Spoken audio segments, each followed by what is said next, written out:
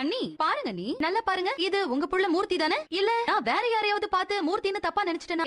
சௌந்தர்யா, ஷாலினி, இது உங்க அண்ணன் மூர்த்தி தானே? நல்லா பாருங்க, உங்க அண்ணன் மூர்த்தி தான். இப்படி பண்ணிட்டியேப்பா மூர்த்தி, உனக்குன்னு எவ்வளவு கடமைங்க இருக்கு. 1000 தான் இருந்தாலும் இப்ப எங்க அண்ணிய பாக்குறப்போ எனக்கே ரொம்ப பாவமா இருக்கு. பல பேருக்கு கல்யாணம் பண்ணிக்கிட்டதுக்கு அப்புறம் தாங்க வாழ்க்கையில பொறுப்பே வரும். இதுக்கப்புறம் இவர் எப்படி வாழ போறாருன்னு நீங்க பாக்க தானே போறீங்க.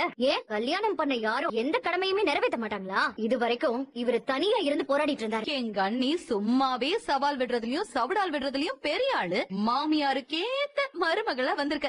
பரவாயில்ல, வந்த அன்னைக்கே நீயும் உன் மாமியார் மாதிரி சவால் எல்லாம் விடுறியே. நீ சொன்ன மாதிரி ஓ மாமியார் என்கிட்ட விட்ட சவால்ல ஜெயிக்கலன்னா என்னடி பண்ணுவீங்க? ஒட்டு மொத்தமா இந்த ஊருக்கு முன்னாடி ஓ மாமியாரும் நீயும் ஒன்னா சேர்ந்து என் கால்ல விழணும். அப்படி ஒருவேளை எங்க அத்தை சவால்ல நாங்க ஜெயிக்காம போனா நீங்க சொன்ன மாதிரியே நாங்க செய்யறோம். இது பேச்சு. சரி மூர்த்தி, புதுசா கல்யாணமாகி வீட்டுக்கு வந்திருக்க. இது வரைக்கும் இது ருக்மணியோட சவாலா இருந்துச்சு. இப்போ ருக்மணி தனத்தோட சவால் ஆயிடுச்சு. பாக்கலாம் ஜெயிக்கிறீங்களா இல்லையான்னு.